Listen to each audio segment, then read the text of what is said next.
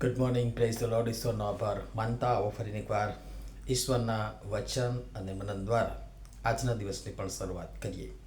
પ્રભુનું વચન કહે છે, ત્યારે રાજાએ ચાકરને કહ્યું કે એના હાથ પગ બાંધીને એને બહારના અંધકારમાં ફેંકી દો. ત્યાં રડવું ને દાંત પીસવું થશે, કેમ કે તેડેલા ઘણા છે પણ પસંદ કરેલા થોડા છે. માથે લખેલી સુવાર્તા તેનો 22મો અધ્યાય 13 અને 14મી કલમ. આજનો વિચાર. ખ્રિસ્તમાં અતિ પ્રિયવાલા મિત્રો, પ્રભુ ઈસુ ખ્રિસ્તના જીવનદાયક નામમાં આપ સર્વને સવારની પ્રેમભરી સલામ. છેલ્લા 2 અને આગળના પણ લગભગ 3-4 દિવસથી આપણે આ એક જ વચન પર મનન, ચિંતન, અભ્યાસ અને અવલોકન કરી રહ્યા છીએ. ને એનો મને આનંદ પણ છે કે આપ સર્વ ખૂબ ઉત્સાહ બતાવી રહ્યા છો અને ઉત્તેજન પણ આપી રહ્યા છો. દેવનું વચન આવું છે વાલાઓ, એનો પાર આપણે પામી જ ન શકીએ, કારણ કે આપણે મર્યાદિત છે, આપણી ભાષા, આપણા શબ્દો મર્યાદિત છે, પણ દેવનું વચન અકલ્પનીય અને અગાધ સમુદ્ર જેવું છે, જેમાં મરજીવા થઈ ડૂબકી લગાવીએ જાઓ અને જેમ જેમ ઊંડા ઉતરો તેમ તેમ મોતી મળીએ જાય.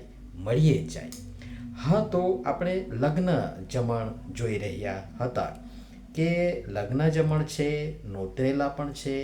નોતરેલાના અનાદરથી રાજાએ સર્વને માટે આમંત્રણ ખુલ્લું કર્યું અથવા તો ખુલ્લું આમંત્રણ આપ્યું. સુવાર્તા માત્ર નોતરેલા ઇઝરાયેલીઓ પૂરતી જ સીમિત ન રહે, પણ વિદેશીઓ સુધી પણ પહોંચે, સારા ખરાબ બંને સુધી પહોંચે, પરંતુ આવનાર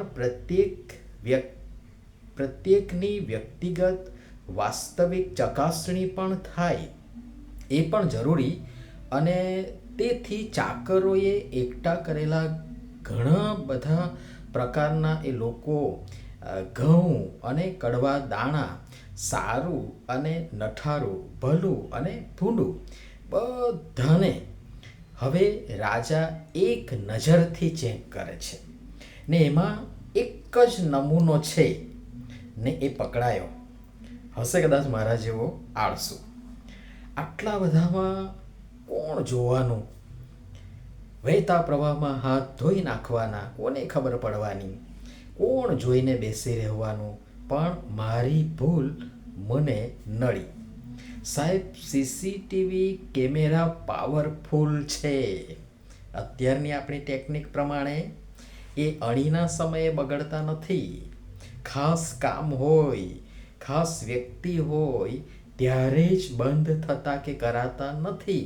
પણ એ તો સારા, નરસા, ભલા, ભૂંડા બધાનું ન્યાયી મોનિટરિંગ કોઈ પણ જાતના પક્ષપાત વગર કરે છે ને એની રડારથી કોઈ બચી શકતું નથી. તો હું કઈ મોટી તો હું કેમ કરીને બચું?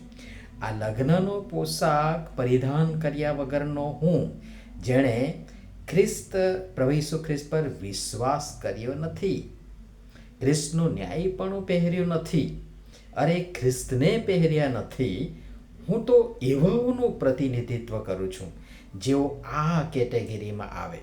મારી ધાર્મિકતા, મારું પ્રતિનિધિત્વ, મારી આધ્યાત્મિકતા એ કેવળ ઉપર છલ્લી પાઠે કરેલી ઢોંગ, ધતિંગ, નરિયો, દંભ અને આડંબર. એ ગાડરિયા પ્રવાહમાં તણાઈને ભલે ત્યાં સુધી પહોંચ્યો, પણ ત્યાં મારો બાપ સુપડું લઈને બેઠો છે. એ હું ક્યાં જાણું છું, જે ઘઉં અને ભૂસાને એક જ ઝાટકે અલગ કરી એકને અનંત આનંદ અને બીજાને અનંત અગ્નિમાં નાખશે. એ હું ક્યાં જાણું છું? હું ક્યાં જાણું છું કે પહોંચતા તો પહોંચી જઈશ, પણ રાજભોજમાં ભાગ લઈ નહીં શકું, ભોજન નહીં લઈ શકું, બલકે મને બહાર ફેંકી દેવામાં આવશે. હું મારી મસ્તીમાં રહ્યો, ગફલત ભરેલી ઊંઘમાં રહ્યો, વ્યવસ્થા હોવા છતાં મેં તેનો અનાદર કર્યો ને ઉપયોગ કર્યો નહીં.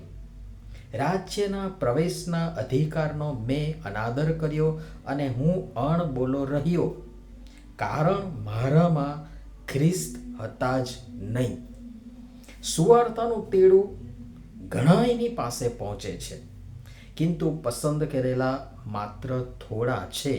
અને હું વારંવાર મારા સંદેશ કે મનન આપતી વખતે એક વાક્ય કહું છું કે પ્રભુને ટોળામાં નહીં પણ થોડામાં રસ છે.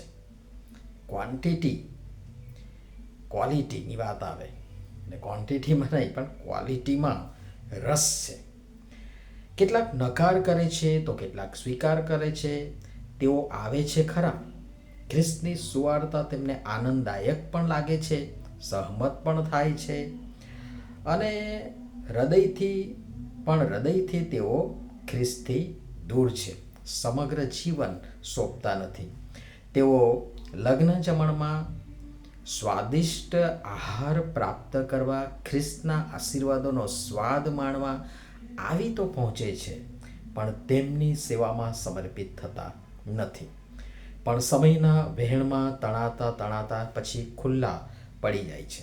વાલાઓ, આવો એ રાજાના આમંત્રણને સ્વીકારી રાજભોજના ભાગીદાર થવા પોતાની જાતને તૈયાર કરીએ, ખ્રિસ્તને પહેરી લઈએ, જેથી એક સમયે હું ને તમે પણ પ્રેક્ટિકરણ 7 અને 9-17 જે વર્ણન કરવામાં આવ્યું છે, મોટી સભામાં જે રાજ્યસનની આગળ હલવાનની આગળ ઊભેલા આપણે પોતાને જોઈ શકીએ, જેમણે શ્વેત જબ્બો પહેરેલો હોય, જેમના હાથમાં ખજૂરીની ડાળી છે, ત્યાં આપણે પણ હોઈએ. પણ એ સહેલું નથી. મોટી વિપત્તિમાંથી પસાર થવું પડે. પોતાના વસ્ત્ર એ હલવાનના રક્તમાં ધોઈને ઉજળા કરવા પડે. અને ત્યારે પ્રકટીકરણ 7 અને 15-17 આશીર્વાદો આપણને પ્રાપ્ત થશે. આજે આ મનનને અહીં જ વિરામ આપું છું, પણ આગળ વિચારવાનું આપણે ચાલુ રાખીશું. પ્રભુ સમજવા પણ સર્વને તેમની કૃપા આપો. નમીએ પ્રાર્થના કરીએ. પ્રેમાળ પિતા, ઘણી વિપત્તિમાંથી પસાર થઈ અમારા મેલા વસ્ત્રો હલવાનના પવિત્ર રક્તમાં ધોઈ ઉજળા કરી પરિધાન કરી મોટી સભામાં રાજ્યસનની આગળ હલવાનની આગળ ઊભા રહેવા લાયક બનવા કૃપા કરી અમારી સૌની તમે સહાય તથા મદદ કરો. પ્રભુ ઈસુના નામમાં આમેન. ધન્યવાદ.